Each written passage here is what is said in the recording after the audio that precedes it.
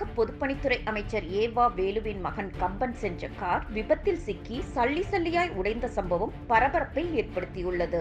தமிழக அமைச்சரவை பொதுப்பணித்துறை மற்றும் நெடுஞ்சாலைத்துறை அமைச்சராக பதவி வகித்து வருபவர் ஏவா வேலு. திமுகவின் மூத்த அமைச்சர்களில் ஒருவரான இவருக்கு கம்பன், குமரன் ஆகிய 2 மகன்கள் உள்ளனர்.